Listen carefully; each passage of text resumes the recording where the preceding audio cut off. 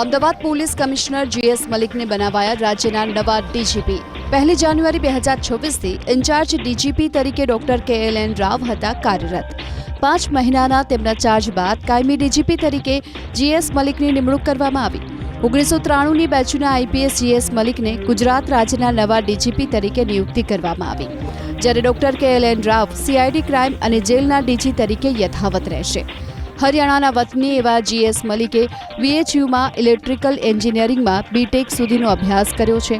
ગુજરાત યુનિવર્સિટીમાં LLBની ડિગ્રી મેળવી ASP ભુજ તરીકે કારકિર્દીની શરૂઆત કરી હતી। જીએસ મલિક ડાંગ, પોરબંદર, સુરેન્દ્રનગર, કચ્છ, અમદાવાદ ગ્રામ્ય અને ભરૂચમાં SP તરીકે ફરજ બજાવી ચૂક્યા છે।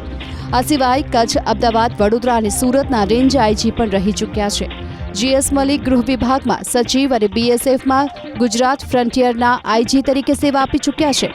અમદાવાદ શહેર પોલીસ કમિશનર તરીકે ફરજ બજાવતા જીએસ મલિકના નેતૃત્વમાં અનેક મહત્વના ઓપરેશન પાર પાડવામાં આવ્યા, જેમાં ચંડોળા તળાવ મેગા ડિમોલિશન, બાંગ્લાદેશીઓ વિરુદ્ધ અભિયાન, શહેરમાં ટ્રાફિકની સમસ્યા ઓછી કરવા માટે ખાસ ડ્રાઇવનું આયોજન કરવામાં આવ્યું અને એટલું જ નહીં, અલગ અલગ ઝોનમાં લોક દરબાર યોજી વ્યાજખોરો વિરુદ્ધ પણ નકેલ કસી। સોમવારે જીએસ મલિક રાજ્યના પોલીસ વડાનો ચાર્જ સંભાળશે।